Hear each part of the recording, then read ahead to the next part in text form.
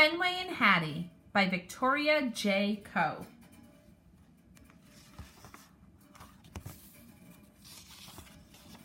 Chapter 1.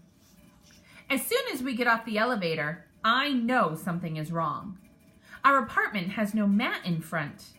The muddy boots and fake flowers are gone. The doorway looks empty, abandoned, like nobody lives here. Who took our stuff? Intruders? Strangers? Squirrels? Fetchman opens the door and I race inside. Nose to the floor, I sniff for clues. But all I smell are Food Lady, Fetchman, and Hattie, my own family. I rush into the eating place. Apparently, Food Lady is not aware that things are missing. She gives me a quick pat, then sighs like she has a big job to do. She's completely focused on a pile of boxes. Packages!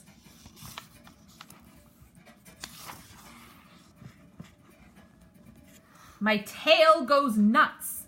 I stick my snout in the closest box and begin rooting around. But it smells boring, like old teacups. Not new and exciting like a package. Fenway! Food Lady scolds. That's human for you're in trouble. My ears droop and I back away. I was only doing my job. Packages must be inspected. What if they're hiding something dangerous or delicious? Fetchman smiles and kisses Food Lady's cheek. He speaks quickly and gestures a lot, like he's the happiest human in the world. What's he so excited about? Isn't he worried that our stuff's been stolen? Good thing my humans have a Jack Russell Terrier on patrol. We're obviously in terrible danger. There's so much to do. I keep sniffing around, but I do not find one single clue. And no tasty crumbs or yummy drips either. Food Lady wraps noisy paper around the dishes and tucks them into a big box. She grabs crinkly bags of chips and pretzels and cookies. Cans and jars, too. Pretty soon, the cabinets are cleared out. Hey, wait a minute! What are we supposed to eat? I must warn my short human. I race to her room, barking the whole way. Bad news, Hattie! We're going to starve! But when I get there, she's surrounded by boxes too. And she looks miserable. Probably because she couldn't come to the dog park. Hattie loves playing ball and chase as much as I do. Even though I have terrible news, she forgets how sad she is when she sees me. Fenway, she sings in her sweet voice. That means here's a treat. Hooray, hooray! I bark, blasting through the door. That's my Hattie, always thinking of me. I scamper over a box and hurl myself at her legs. I can hardly wait. Aw, she says with a giggle, reaching into her pocket. The treat sails into my mouth. Chomp! Wowee! That hits the spot. Hattie pats my head and gazes into my eyes, her face back to being sad. Like that was the very last treat. That's what I was saying, Hattie. We've been wiped out, I bark. Probably by squirrels. Her shoulders sink with the horrible realization. I nuzzle her ankle. Don't worry, your protector is here. She must be feeling worse than I thought, because her dark eyes go right to the way up high shelf. She climbs onto the bed and reaches for the fuzzy toy that used to be a bear, but is now only the upper half, with one arm. Uh-oh, that means something scary is happening, like a stormy night with rain and boom-kabooms. Hattie pulls the used-to-be bear off the high shelf. She clutches it to her chest. She is scared.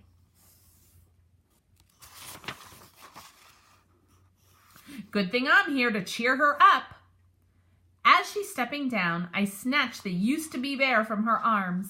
I zip around the bed and fly over a box. Hattie's on my tail, laughing. Hey, she says, reaching out her arms. I'm just beyond her grasp. I'm hopping through a pile of shoes when I stumble over something hard.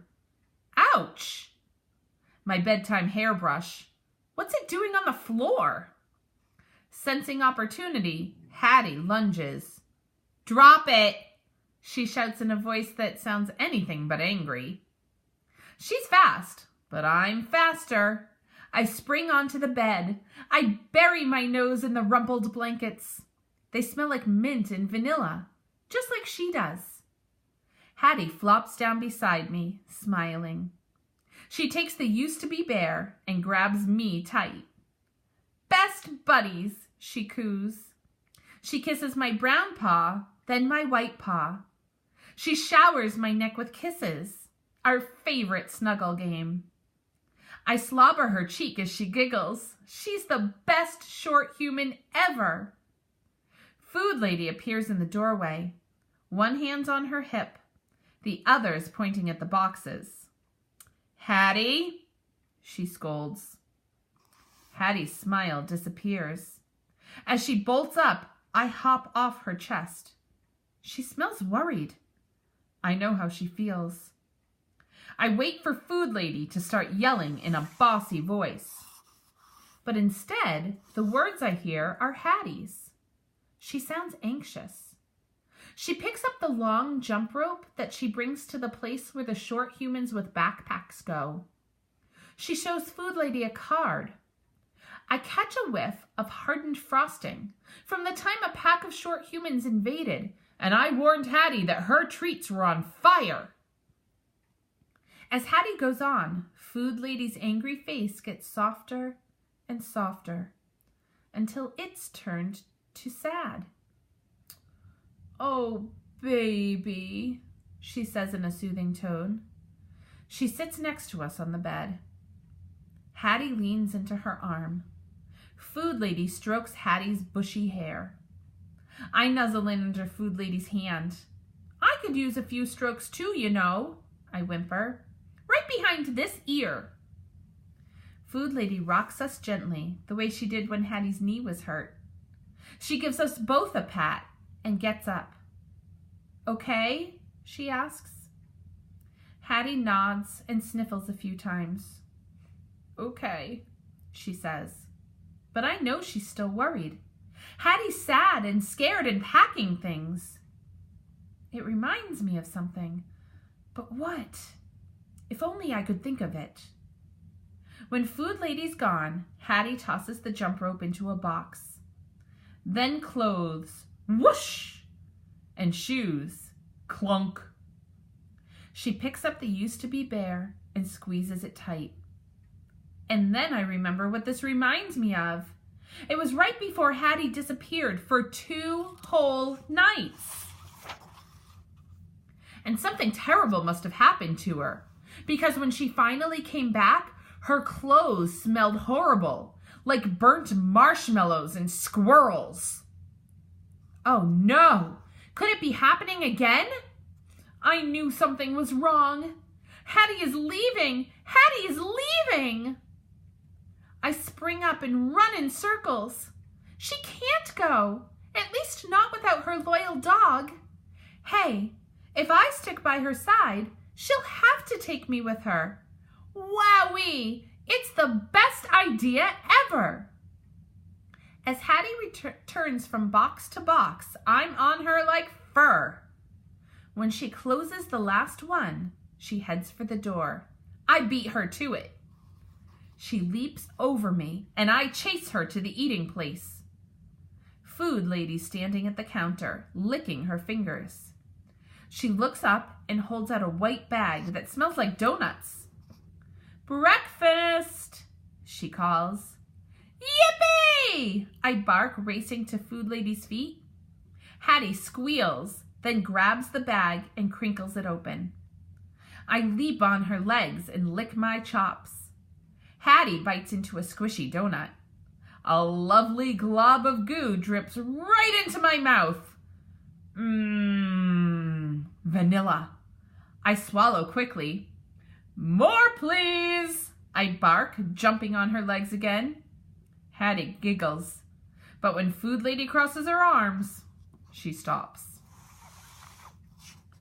Right then, a rattling sounds at the front door. Intruders? I charge into the lounging place as the door swings open. I'm ready to pounce. It's Fetchman. He was gone. I spring up and paw his knees. I missed you so much, I bark. Is it playtime? But he's all business, and he's not alone. A group of large strangers follows him in. One after another, they come through the door, reeking of coffee and sweat. A suspicious combination. And Fetchman is not making one move to stop them. Hey, who are you? Why are you here? I bark, lunging toward them, but stopping a safe distance from the first stranger. He's a lot bigger than Fetchman. Shh, Fetchman says. He grabs me by the collar and pulls me to the far side of the room. Watch out, I bark. These guys are probably dangerous.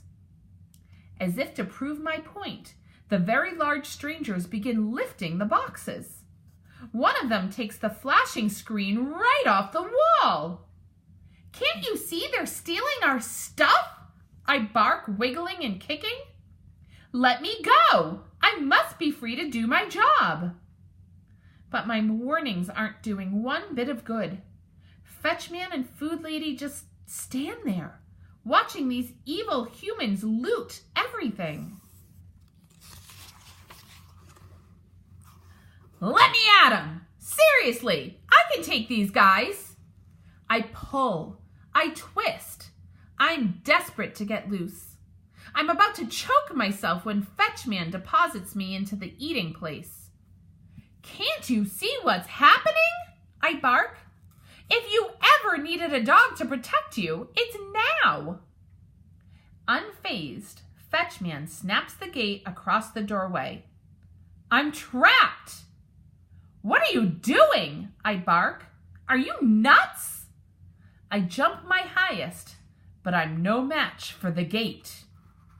I can't keep this up for long. My legs are getting tired and my bark is wearing out. Danger is happening right here in our home, and all I can do is watch. And worst of all, I got separated from Hattie when I was supposed to be sticking by her side. There goes the plan.